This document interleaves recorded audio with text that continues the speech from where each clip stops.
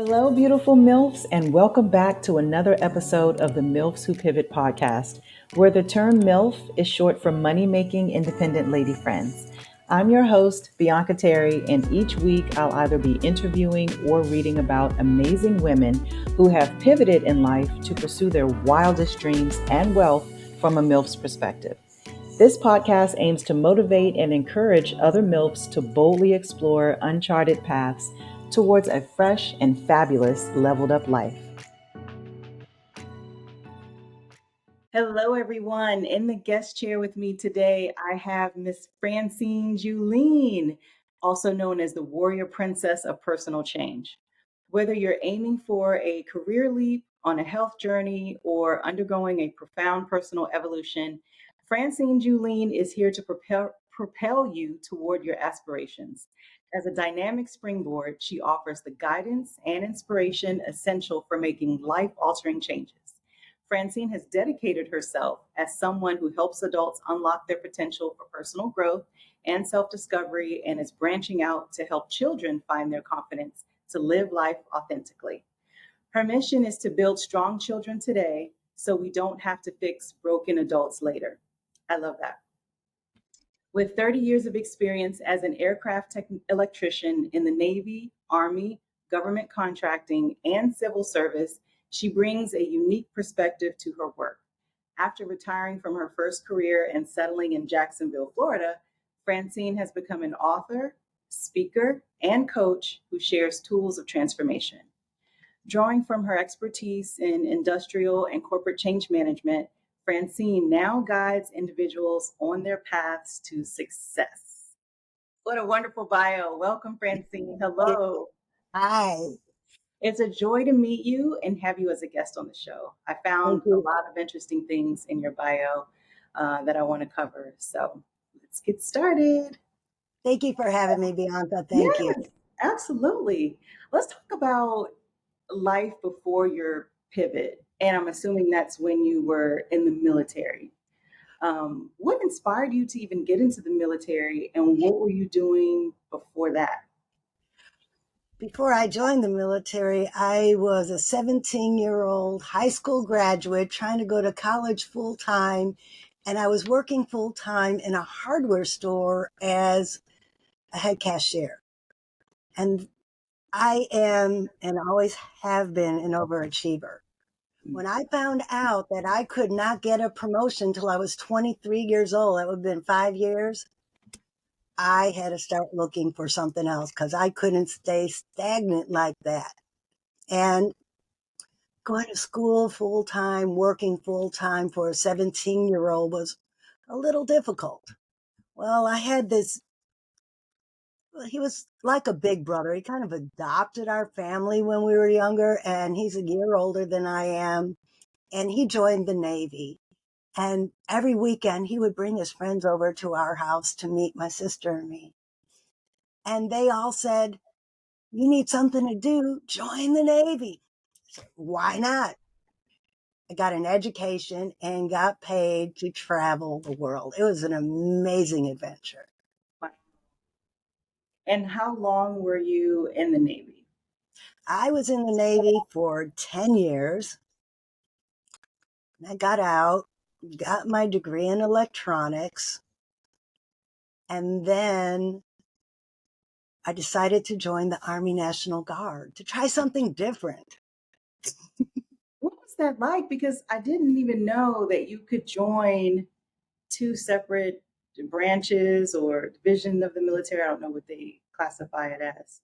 But I feel like Well, once you're in one, and that's it. no, the National Guard takes people from all the services because the National Guard is state run. It's to guard your local community Okay. prior to 9/11, when we all started getting called up to go places. But the National Guard was intended to uh, protect people from forest fires, civil unrest, hurricanes, etc. And that was the true intent of the National Guard. So they would take former military people in because we were already trained. And then we just do the same things we did before, but for the state rather than the federal government. But then after 9/11, that whole uh, purpose of the National Guard shifted, and I found myself in Iraq. Really? Yes, Wow. And what were you doing in Iraq, if you I care to was say? I was an aircraft electrician on the Chinook helicopter. Okay, so aircraft electrician. You Yes, were, what does that entail? Exactly. everything that Kind had of difficult.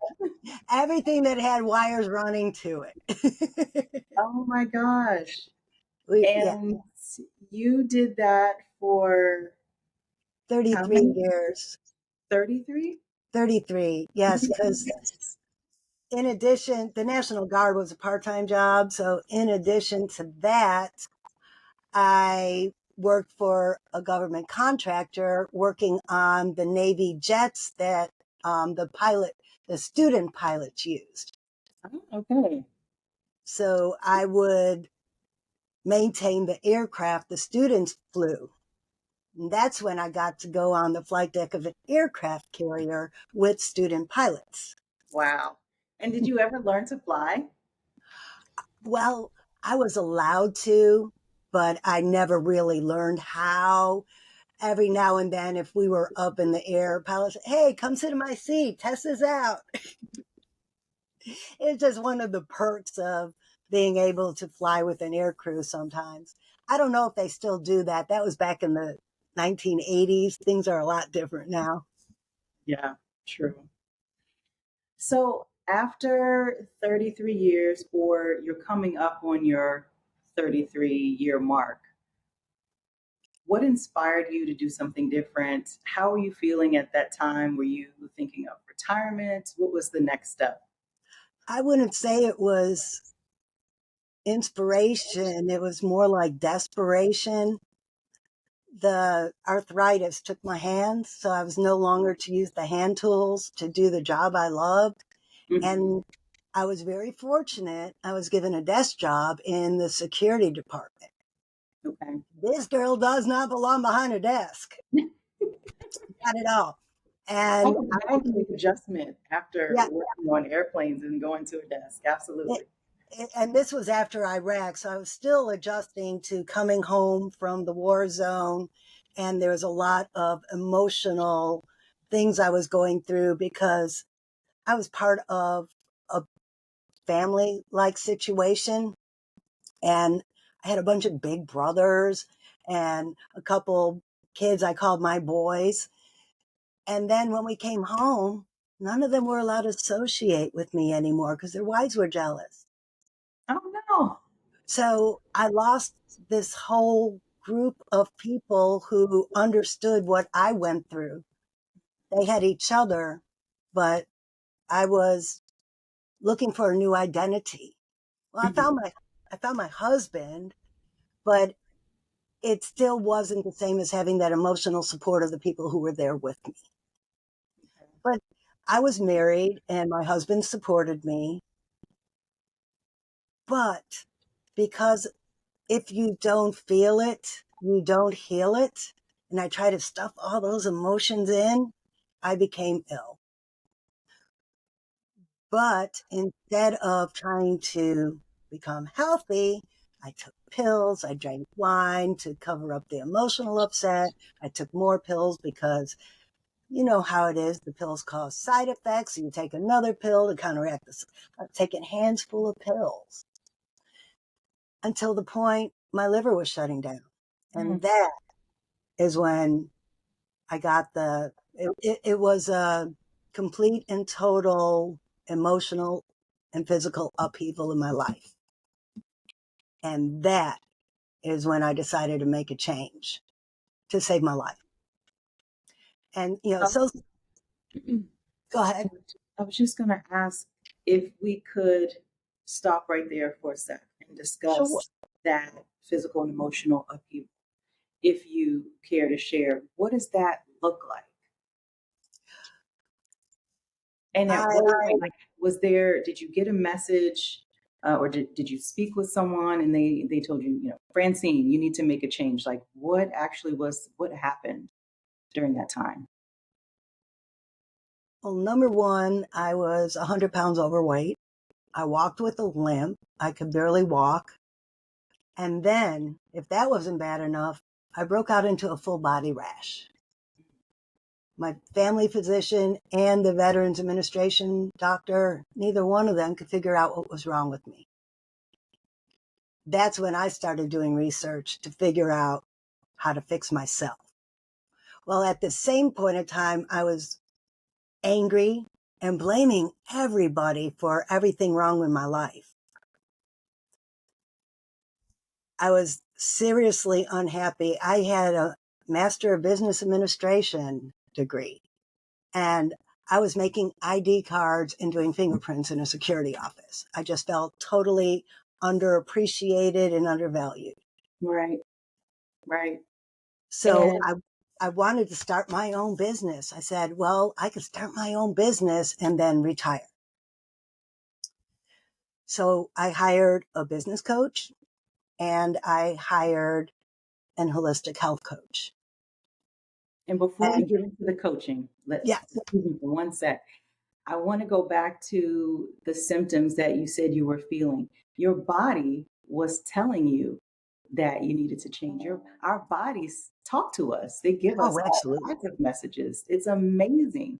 So, yeah, you were suffering, but it's almost like you needed to go through that and you needed to listen to your body and your mind before you were even open to making the kind of changes that you wanted to make. So I think that's fabulous. I love that.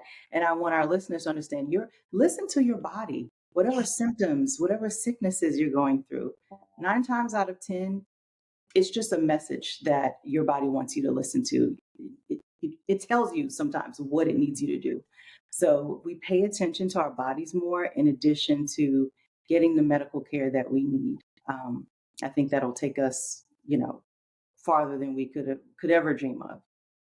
Thank So, you for saying that, because I have learned that if the universe sends you a message and you don't pay attention, the cycle repeats. mm, And the universe will make you more uncomfortable each time until you finally listen. yes, that And is then so profound. when I finally listened and realized that it was drinking too much wine, eating too much crap, excuse my language, it's a little sailor coming out, and not taking care of myself, the medication. My body talked to me with pain. And instead of dealing with the root cause of the pain, I took a pill. Mm, Now, did you know that your body stores stress yes, and it compounds and gets trapped to the point it causes physical illness? exactly. So all of these problems I do have a degenerative disc disease that does cause back problems.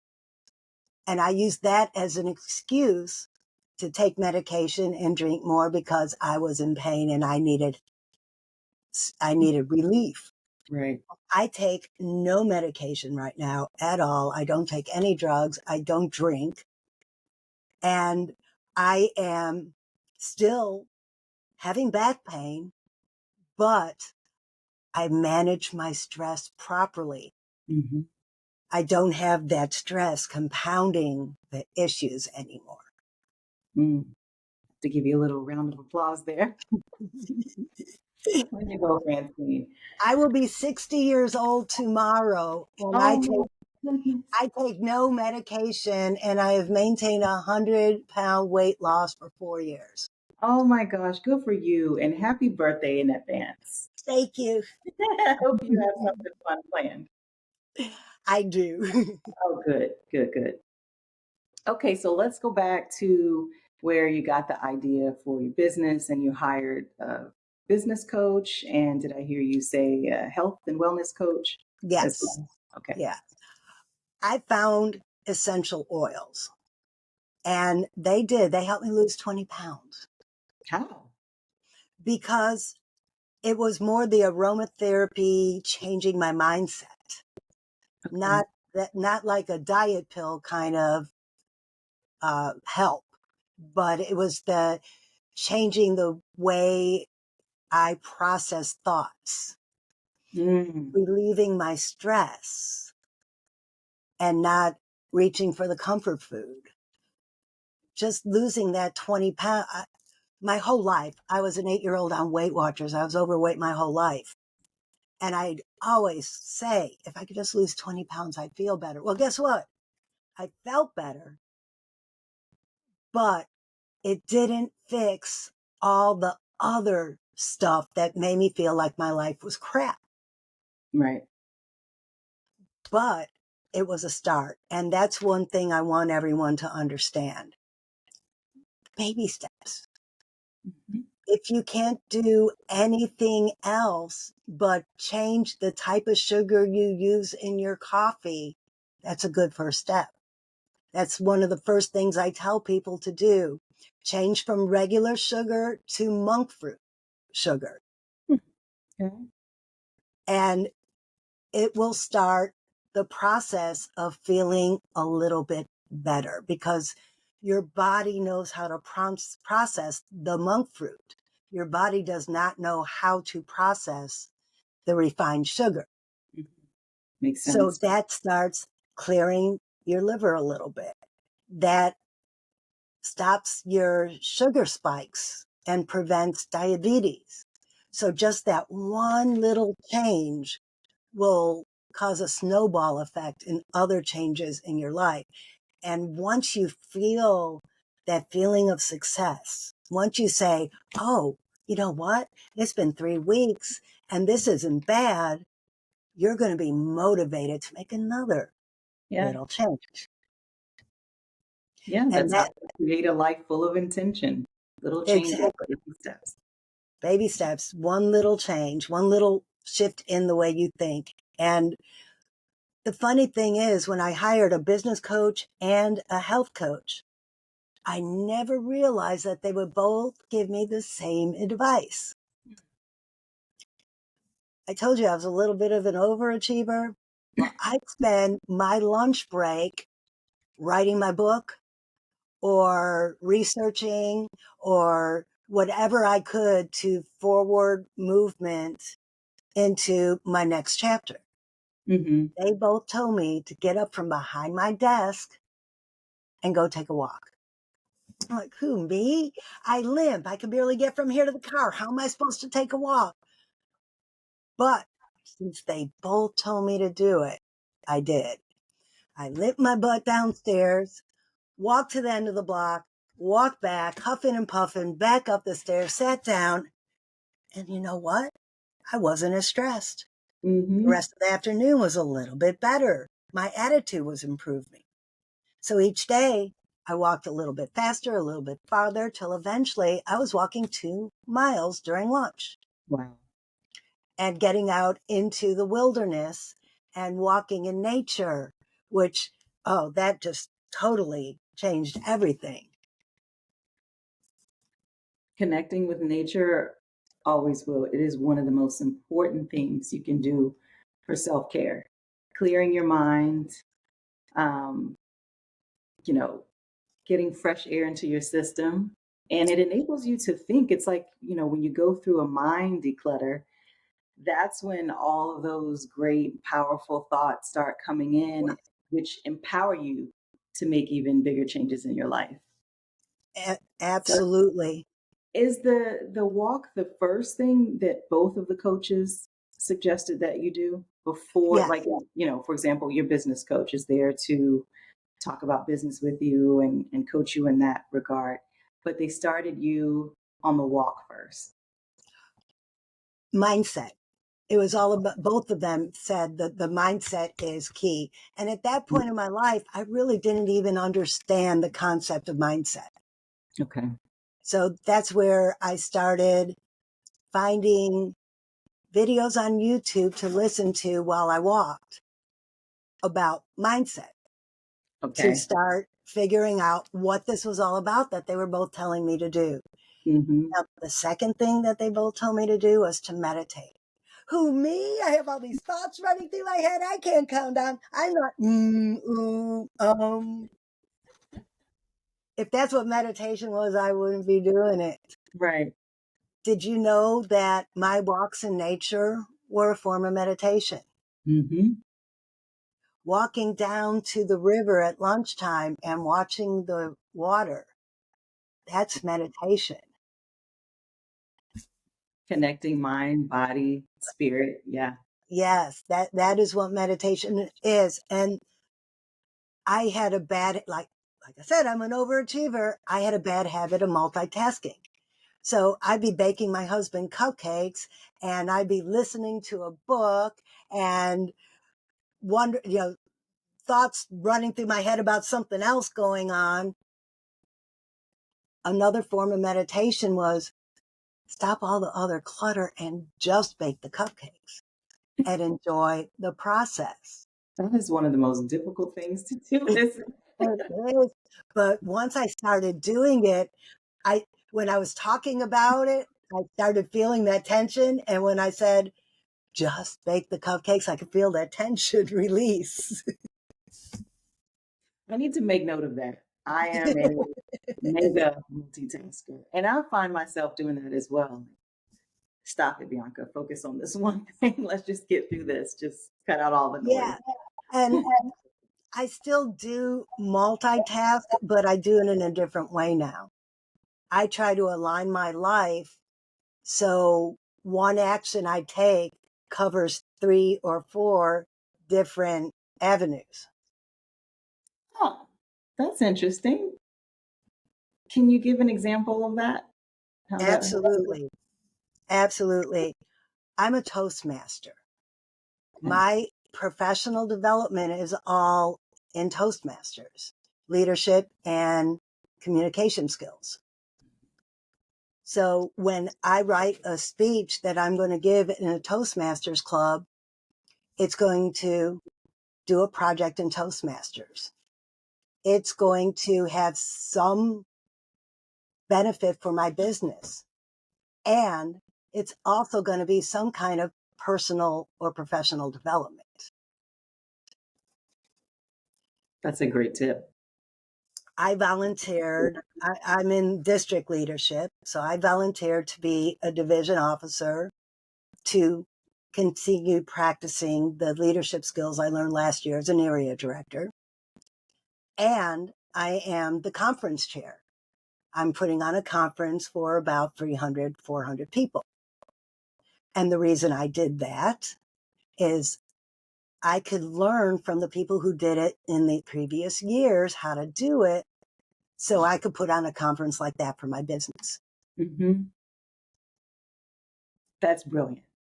Now I make the connection. I can see how that would work. I'm serious. I kind of do the same thing.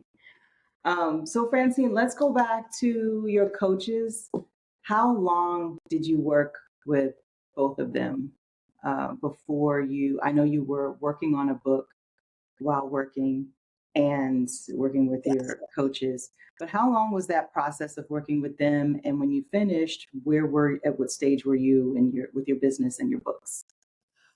The first coach I worked with for a year and the business coach. And I didn't get what I set out. I did not get what, sorry, my dog is hunting a fly. If you hear crashing in the background, my dog is hunting a fly right now. But Oh, anyway, uh, I did not get the business benefit that I set out to get, which was okay with me because what I got was so much more. I got the mindset shift that I needed. The mhm. universe sends you people, and it might not be for the reason you intended to be, but the universe sends them to you for a reason. So I got this mindset shift in the year. And then I found another coach that supported me through is Well, actually, the first book, the first coach told me my book was crap and no one would want to read it. Oh no. Well, it was. It actually was because it was a half-written dissertation because I'd never completed my dissertation in my doctoral study, Okay. but I wanted to get it published. And it was clinical, it was academic, and it was boring. So it was crap, and I needed to hear that. Well, in the next coach I hired, we explored how I could use this book. And what I did is added essential oils in the mix because they were part of my transformation. The book was about change management and how I took being a corporate and industrial change management specialist and applied it to personal change. So I added the component of essential oils and I added more stories about personal ways I used the 6-step process of personal change. But it was still clinical, it was still academic, and it was still a little boring. Now, the holistic health coach, I still see her because she does acupuncture, she does all kinds of chakra alignments for me. She really still, I still go to her instead of a regular doctor. Nice. But now I want to tell you about the next chapter. After I retired, I had written this book. It's on Amazon. It's getting a little bit of attention because I did not have the confidence to promote it. I still thought it wasn't good enough. Well, and it wasn't.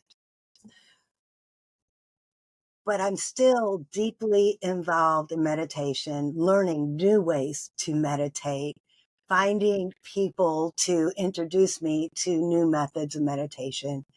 And one of my Toastmaster friends invited me to his soul travel class. And I went.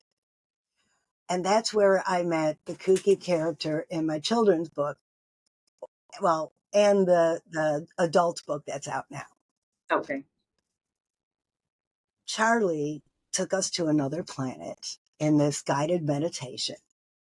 And I was just laying there feeling the energy of this group meditation. You could just feel the energy in the room. And I'm like, oh, everybody must be having a good time, but nothing's happening for me. But then this butterfly flew by and said, follow me. I'm gonna introduce you to your new friend. And I followed the butterfly into a pet adoption agency. I was thinking, what do I need another pet for? I have all the pets I could possibly need. I have 3 dogs and a bunch of cats. Now we're not talking about during the meditation. You mean after? No, Well, during the meditation, I was on this other planet in a oh, pet adoption agency, and there okay. were almost Earth-like bunny creatures, and these creatures looked a little like an earthly cat and maybe a dog. And then there was this thing. Picture this: cross between a Lhasa Apso and a penguin. Here, sticking up like Albert Einstein's, and it's sparkle green with Wow. feathers, green sparkly feathers sticking up. His beak looked like a duck beak because I learned that that is a penguin, what a penguin's beak would look like if a penguin smiled. Oh, okay. He said, I'm Sparkle Feathers, and your job is to help people find their confidence, especially the children, because children need to know that it's okay to be themselves. And then he tickled me and we rolled around and we played and we just had fun like a dog. You Wow. know, you know a dog how they just go sniffing and do whatever they want to do. Sparkle Feathers told me that I need to make sure other people are having fun like a dog. You Well, have an amazing outer body experience. I did. I And did. And what was the message? when I told everybody else in the room what happened, they were amazed because no one else had an experience like this. Mhm. Well, through another series of meditations, Sparkle Feathers led me to change the first book into a fairy tale to make it more fun for people to read. So the butterfly that changed everything is a fairy tale approach to personal change. That's very unique. It is. Like, And I originally wrote it for young adults, but Charlie, the one who invited me to his soul travel class, who was my first fan, invited me to do a keynote at his church. I talked for 40 minutes and sold 2 books. Didn't really even think anything of it. Till months later, I got an email saying that one of my readers was so moved that she scheduled a keynote to review my book. nice. And Look at that. she was one of the ladies in the soul travel class with me. Mhm. During her keynote, I sat there listening to her tell everybody that I'm a genius because after she read the book, she shared it with her roommate who has suffered childhood trauma for 74 years. After reading my book, her roommate and she noticed a complete shift in her attitude. So I ran out of books that day. People were buying 2 and 3 copies to give to their kids and grandkids. So we rebranded it to ages 8 and 80, 8 to 80. Okay, I was going to ask about Yeah. that. So we've got children and adults reading. That's really Yeah. smart too. Yes. And uh, I'm talking to a couple young girls reading it now. I'm going to interview them after they finish reading it. But then because of my funny voices and my physical comedy and the energy I present, as I talked about my books and talked about my characters, everyone said, this has to be a children's book. And that's where I am now. I'm bringing a children's book to life. And in the first one, Princess Francie, who is my inner child, and Sparkle Feathers go to the magic library. That's so sweet that you named your inner child. I think we all should do that Yes. because at some point we need to go back and look at our inner child for guidance, towards the future. We all look back and say, who are we at our core, which is usually, looking back at our inner child. So I think it's fabulous that you named her. We all should. Let's all do that. Yes. Name your inner child. Yeah. And she has really guided me through writing this children's book. I don't have kids, but the universe downloaded this book to me. And it's very personal because through meditation, self-reflection, in the book, Princess Francie, well, while I was writing the book, I was bit by a dog. And instead of the, oh, poor me, getting mad, blaming my friend, the dog owner, and just being angry with the world, I'm like, my character needs to have a scar. And it was like a happy day in my life saying, this happened for a reason. So my character, Princess Francie, has a scar. She's sitting at the tree of solitude, all sad because she's afraid of going to school with the scar on her face. The butterfly comes and tells her to follow her under a picnic table. And Princess Francie got mad because she just wasn't having this. What do I need it? No. Well, the butterfly was insistent. Princess Francie goes under this picnic table and comes out the other side, and there's Sparkle Feathers. Sparkle Feathers takes her through the Hall of Magic Mirrors, which is just self-reflection. And Princess Francie sees herself falling off a horse, which is me falling off a horse in 3rd grade. having someone set a tack on the chair and all the kids laughing at her, being on Weight Watchers at 8 years old and not being able to eat cake and ice cream with other kids at birthday parties, and going through all of the trauma of childhood. Not all trauma means you were abused and beaten. Sitting on a tack and having my classmates laugh at me was trauma. And it did carry with me. Remember, I told you stress is stored. That stress was stored into my adult life, and I didn't even know it. Well, Princess Francie goes through here, and at the end, Sparkle Feather says, "What did you learn?" And Princess Francie looks, you know, I survived all that. And then there was a door, and she opened the door, and guess what it was? It was her messy bedroom that her mom kept telling her to clean up. The messy bedroom is your brain before meditation. Crumpled up papers, all of those files that are mismanaged, and that's all those crazy thoughts that I can't calm down. Mm-hmm. Well, Sparkle Feathers calls in the forest creatures and they help Princess Francie clean the library. So now Princess Francie could just have a thought and find the files she needs. And this is done in a setting of camp. So there's other children around. So after Princess Francie goes through her thing, the kids get together and they compare notes, kind of like we did in our group meditation. But this is just the first one. There's going to be a whole series.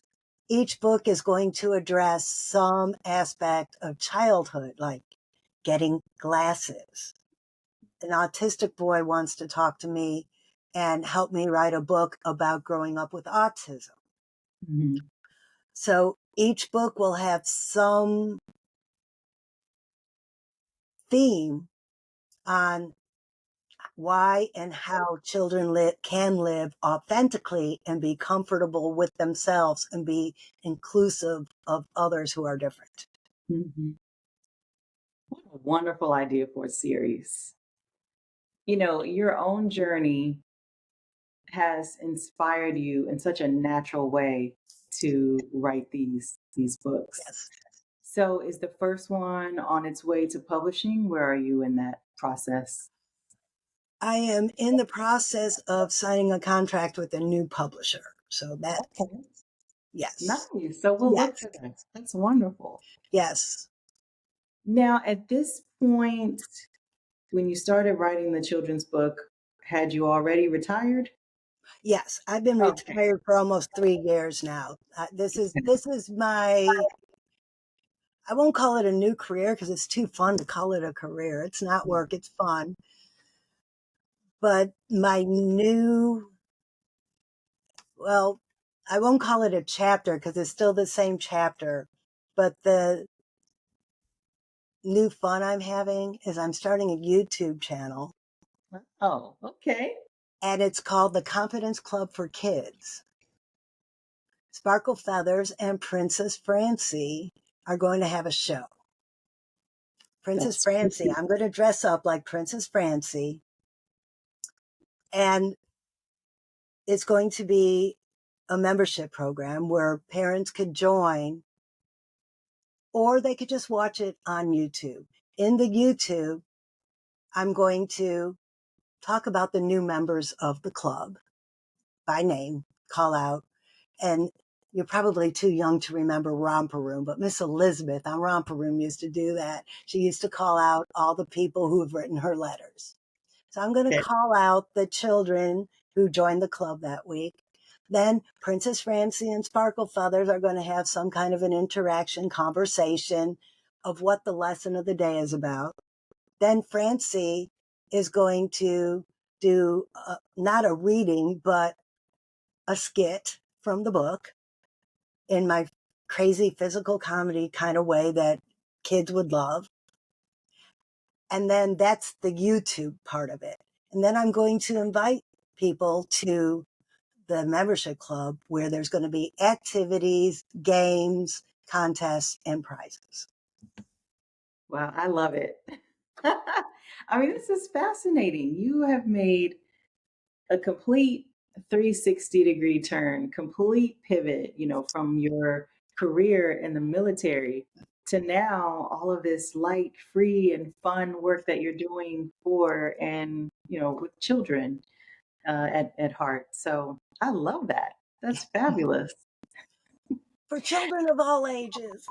Yeah. So is that your main focus now, working with children or inspiring children, or do you work with adults also? I still have my Confidence Club for Adults, which leads into my public speaking program. I really want to do both. I don't know how much energy the children's program will take and if I'm able to do them both. But for right now, that's my intention. Wow. How do you balance all of that? I have fun. Yeah. That's it. It as long as it's fun, it's not work. Hmm. That's true. And so let's switch gears for a sec and briefly talk finances. So you're already retired, but you still have other projects that you're working on and your coaching program. How important is it for you in your current phase of life to factor in, additional wealth building and I won't say retirement strategies because you've already done that, but how important is it to continue to bring in income and build wealth in your current phase, in what you're doing? Setting up a website is not cheap. Getting a book on Amazon is not cheap. Promoting a book is not cheap. So my goal is to have it all self-sustaining. Setting up a YouTube channel, well, yeah, I could do it with my cell phone and it's cheap, Hmm. but I want something a little bit more professional. Okay. And I want my business to be self-sustaining without dipping into my retirement fund.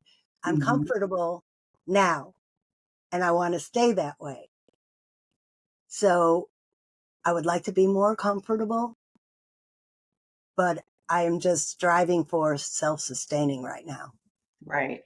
Right. You're having to invest in your projects.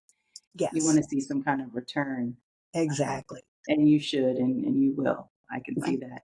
What you're doing is fabulous, fabulous Thank work. you. I, You're welcome.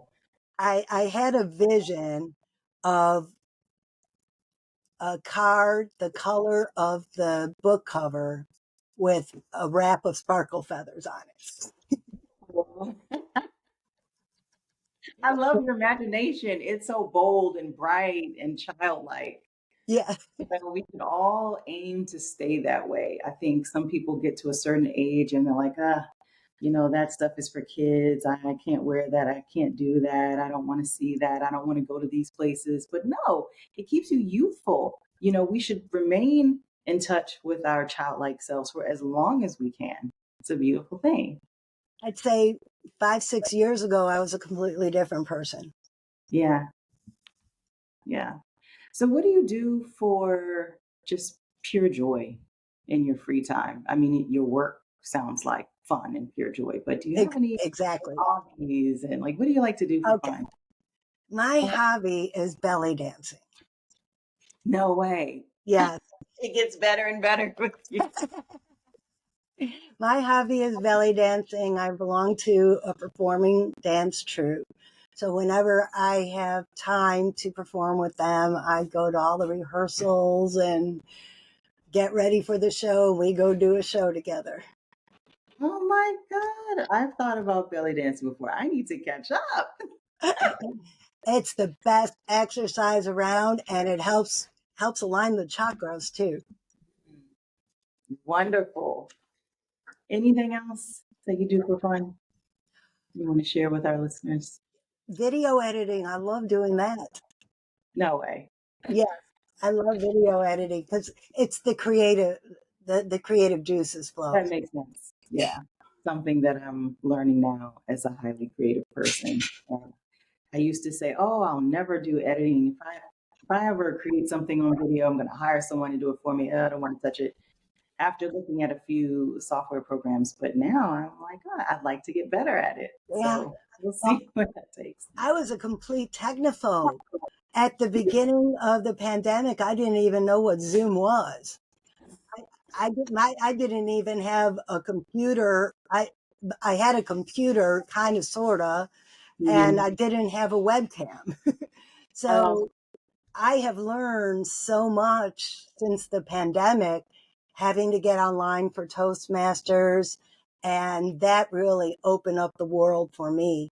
Um, I've only been on Facebook for 10 years. So, yeah, I was a complete and total technophobe. well, it seems like you're always open to learning new things. Yes. And I think that's going to be one of the greatest things that'll carry you through in your businesses and all of the projects that you're working on is keeping an open mind and open to learning new things. So, Yeah, because a year ago, I'd never ever thought I'd be doing a children's show. right. Oh, but the meditation has, I'm sure, allowed you to be open to new possibilities, Oh, and the yeah. seeds that were planted by just having those meetings with your business coach, you were able to tap into levels of creativity you probably never knew existed. Yep. So, yeah, that's great. Well, I think this is a good time for us to move into the strawberry round, Okay. where I'll ask you 5 questions and you keep your answers short and sweet. So the first one is name a book that has inspired you tremendously. The butterfly that changed everything. Of course. And what's a tool you can't live without personal or professional use? Software, Canva. Canva. Canva. Canva. Yeah. Name someone you like to have lunch with and why. My fans. Oh, that's sweet. Do you have a life motto or favorite quote that you live by? My new mission in life is to help grow strong children so we don't have to fix broken adults later. And the last one, what's your top self care ritual? Meditation. I love it. Well, Francine, as we conclude this episode, do you have any final words of encouragement for our listeners or anything you can say that will inspire someone to begin to live a life of intention? All it takes is one simple shift in thought.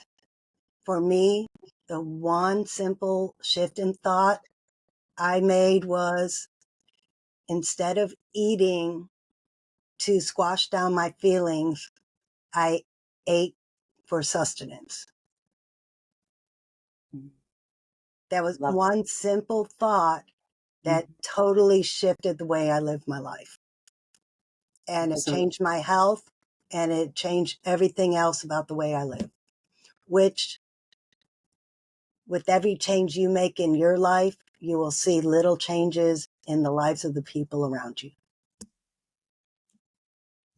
Now, that is something to think about. I don't think we ever think about that part, how our actions and, um, affect those around us and the changes that we make. Wow. It's in my book.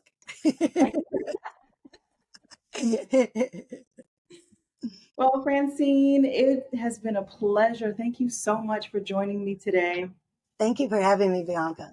Absolutely. And before we go, how can our audience get in touch with you or, get to know more about you or your business and whatever links you provide, I'll put them in the show notes.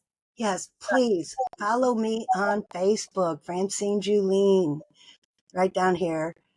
And also, my website is personalchangewarriors.com. All right. There you have it. Thank you again, Francine. Thank you. All right. Take care. Bye bye.